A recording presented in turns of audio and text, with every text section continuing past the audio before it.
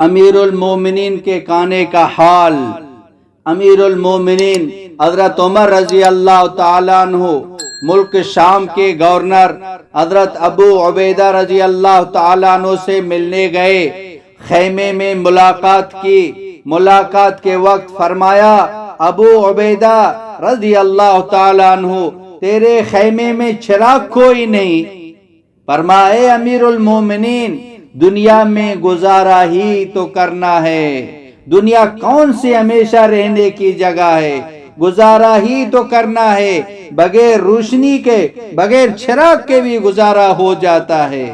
پھر حضرت عمر رضی اللہ تعالیٰ عنہ نے فرمایا اپنا کھانا تو کھلاؤ۔ تو حضرت ابو عبیدہ رضی اللہ تعالیٰ عنہ کہنے لگے میرا کھانا کھاؤ گے تو رو گے، کہنے لگے نہیں نہیں، حالانکہ حضرت عمر رضی اللہ تعالیٰ عنہ کا کھانا مشہور تھا کہ ان کا کھانا کوئی کھا نہیں سکتا تھا، اتنا سخت کھانا ہوتا تھا۔ حضرت ابو عبیدہ رضی اللہ تعالیٰ عنہ نے کونے میں سے لکڑی کا پیالہ اٹھایا جس میں روٹی پانی میں بگوئی پڑی تھی، خشک روٹی، اس پر تھوڑا سا نمک ڈال کر حضرت عمر رضی اللہ تعالیٰ عنہ کے سامنے رکھا۔ حضرت عمر رضی اللہ تعالیٰ عنہ نے لقمہ اٹھایا تو بے اختیار آنکھوں سے آنسو نکل پڑے۔ ارے ابو عبیدہ رضی اللہ تعالیٰ عنہ، ملک شام کے خزانے فتح ہوئے اور تو نہ بدلا۔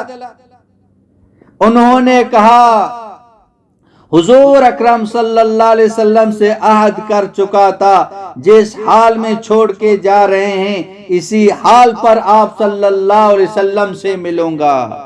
جب آپ صلی اللہ علیہ وسلم نے فرمایا تھا جس حال پہ چھوڑ کر جا رہا ہوں اسی حال میں تم نے میرے پاس آنا ہے، دنیا کے چکر میں نہ آنا اور دنیا کے دھوکے میں نہ آنا۔ مسلمان کے لیے اتنا ہی کافی ہے گزارے کے لیے اس کے پاس روٹی کھانے کو مل سکے۔ مولانا عبدالحکیم اسحاق کے بیانات کے لیے حکیم اسحاق آفیشل کو سبسکرائب کریں۔ مولانا عبدالحکیم اسحاق